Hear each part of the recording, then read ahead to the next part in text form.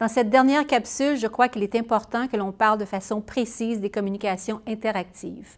Un spécialiste en marketing ne peut plus ignorer l'existence d'Internet et les façons multiples d'interagir. On observe une évolution phénoménale d'Internet, de la mobilité et de la diversité de ses utilisations, tant par les gens d'affaires que par les consommateurs. Et en plus, ces réseaux et ce type de communication évoluent très rapidement. Débutons par une définition. La communication interactive est décrite comme étant la communication par Internet et les nouveaux médias tels le téléphone mobile, les jeux vidéo, la télévision interactive, l'affichage interactif. Ce moyen de communication possède certaines des caractéristiques de chacun des autres moyens de communication. Internet permet à l'entreprise de bien se faire connaître. Celle-ci peut y donner davantage d'informations que dans n'importe quel autre moyen de communication. D'ailleurs, son adresse Web doit toujours être mentionnée dans la publicité. Le consommateur sera incité à consulter le site de l'entreprise ou une page précise afin d'obtenir plus d'informations sur le produit annoncé. Internet permet aux gens de marketing et de communication de joindre leur groupe cible. Sa flexibilité permet d'intégrer les différentes composantes de la communication marketing, la publicité, les relations publiques, la commandite, la promotion des ventes, le marketing direct. La publicité et Internet, c'est tout espace payé sur un site Web ou dans un courriel qui est considéré comme de la publicité. Nous allons regarder les formes de publicité les plus utilisées actuellement dans Internet. Mais c'est un monde en perpétuelle évolution et de nouvelles façons de faire émergent continuellement. Les bannières sont une des premières formes de publicité utilisées dans Internet. On la décrit comme un espace publicitaire, animé ou non, annonçant un produit ou un service et générant ou non un lien hypertexte avec le site de l'annonceur.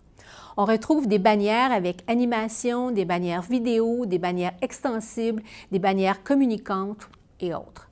La bannière peut être interactive, le consommateur peut faire des transactions dans la bannière sans devoir quitter le site où elle apparaît.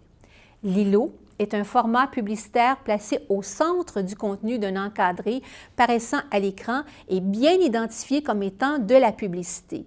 Les internautes répondent assez bien à cette forme de publicité qui n'est pas considérée comme très intrusive. Le mot « lien » permet d'activer un lien hypertexte dans une page Web et donc, lorsqu'on clique dessus, déclenche l'affichage d'une autre page d'information. Lorsqu'il est placé dans un texte, il a une forme ou une couleur différente. Son efficacité, dépend énormément du message.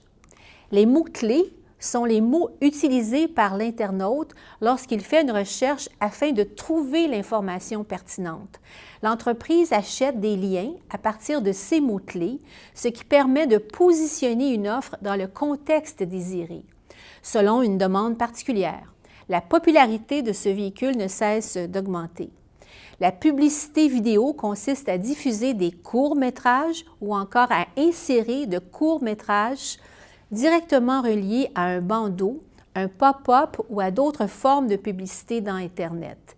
La ludopublicité, ou appelée advert game, elle consiste à créer spécifiquement un jeu vidéo autour d'une marque ou de ses produits afin de capter l'attention des internautes consommateurs. Cette technique a pour principal objectif de créer un levier promotionnel en moussant la notoriété de la marque, le buzz, et en exposant plus longuement le consommateur à l'univers de celle-ci. Les relations publiques et Internet. L'Internet peut être très efficace pour joindre une multitude de groupes cibles, notamment les actionnaires, les employés, les fournisseurs, les médias et la population en général. Le site Web de l'entreprise s'apparente à la brochure de présentation de celle-ci. Sans être interactif, il contient de l'information sur les produits ou services de l'entreprise. Cette information peut être présentée de manière à intéresser des groupes cibles différents. De plus, on peut inviter les différents groupes cibles à participer en créant un service à la clientèle en ligne. On peut divertir en leur donnant accès à des jeux, en leur permettant de s'engager dans des communautés virtuelles, des groupes de discussion, des événements en ligne ou des clavardoirs, des chat rooms ou des blogs. Ensuite vient la commandite Internet. Une entreprise peut commanditer un site Web qui ne lui appartient pas, mais qui est intéressant pour son groupe cible. Une entreprise peut commanditer le site d'un organisme à but non lucratif qui rejoint son propre groupe cible, mais elle n'aurait pas pu le faire au moyen de son propre site Web. La promotion des ventes et Internet. Un facteur important de cette promotion des ventes dans Internet est qu'elle permet de constituer une base de données clients. Chaque fois qu'un client actuel ou potentiel entre en contact avec l'entreprise au moyen d'une promotion ou par courriel, son adresse est automatiquement conservée dans la base de données de l'entreprise. Par la suite, l'entreprise peut entrer en contact avec ceux-ci. On peut utiliser des coupons électroniques comme le coupon traditionnel sert tant à la promotion conçue pour le consommateur que pour l'entreprise. Pour les produits numérisés, le site peut servir de démonstrateur.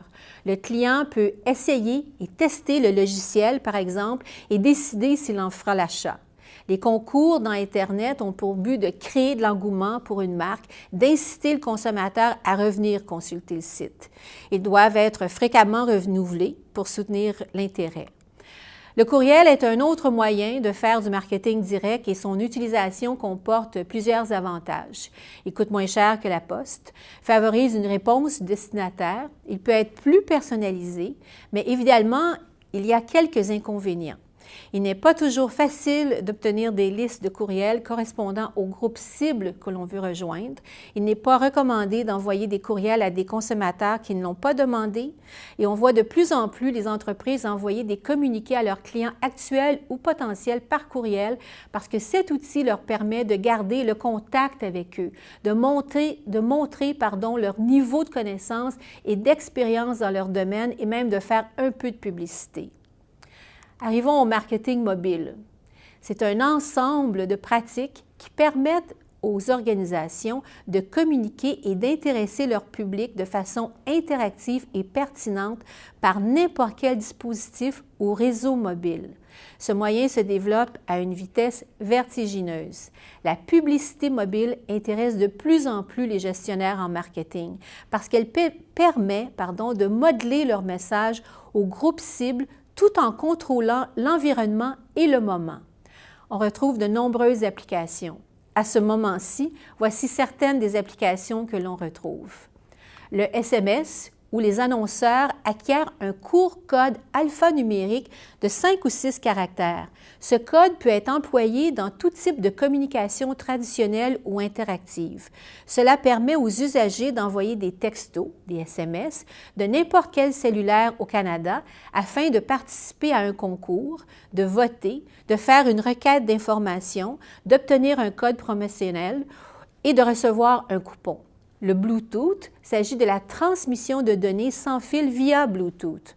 On l'utilise pour informer les clients des produits et services situés à proximité. Les codes QR ou 2D sont des codes à barres dimensionnelles qui, dès qu'ils sont photographiés, redirigent l'utilisateur vers une multitude d'informations de tout genre.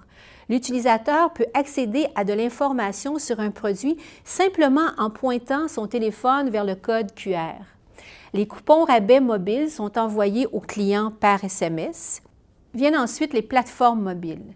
Les réseaux sociaux tels Facebook, Twitter, YouTube, MySpace, LinkedIn permettent à des internautes partageant un intérêt, un trait ou un historique de rester en contact, de communiquer, de réseauter au moyen de plateformes Internet mobiles. Ces plateformes sont très fréquentées. Au départ, elles étaient surtout fréquentées par les consommateurs plus jeunes, mais les statistiques démontrent que l'utilisation s'est répandue dans toutes les couches de la société. Il y a entre autres sur Facebook au-delà d'1 milliard d'abonnés ou amis. Twitter est devenu un fil de presse où nombre d'événements, d'informations peuvent être annoncés sur Twitter avant même les salles de nouvelles traditionnelles. Ces plateformes sont fréquentées autant par les consommateurs que par les entreprises. Les gestionnaires ne peuvent ignorer les réseaux sociaux lors de leur planification média. La tendance est que le consommateur devient créateur de contenu sur ces plateformes. Les jeux vidéo ne constituent pas un nouveau moyen de communication, mais deviennent un canal intéressant pour les entreprises car le profil du joueur a radicalement changé au cours des dernières années. La télévision interactive permet aux téléspectateurs d'agir sur le déroulement des émissions qu'ils regardent. Les compagnies de câblo-distribution offrent des décodeurs numériques qui permettent aux téléspectateurs d'interagir avec des émissions et des publicités. La radio-identification, RFID, est une technique qui permet d'identifier des objets en utilisant une puce mémoire ou un dispositif électronique capable de transmettre des informations à un lecteur spécialisé. Par exemple, une voiture qui possède ce dispositif peut être détectée et enclencher l'émission d'un message destiné à la personne assise dans le véhicule au moment où elle passera près d'un panneau réclame muni aussi d'un lecteur. Alors voilà, nous avons vu certains des outils de communication interactive. Cette façon de faire doit faire partie du plan de communication global de l'entreprise. Ceci termine notre séance sur les communications marketing intégrées. Nous avons vu pendant cette séance les enjeux de la communication, comment élaborer les communications commerciales avec les objectifs, la stratégie, le budget et l'ensemble des moyens d'action. Alors, je vous rappelle ces moyens d'action. Nous avons vu la publicité, la vente personnelle, les relations publiques, le marketing direct, la promotion des ventes, les commandites, le placement de produits et la communication interactive. Au revoir.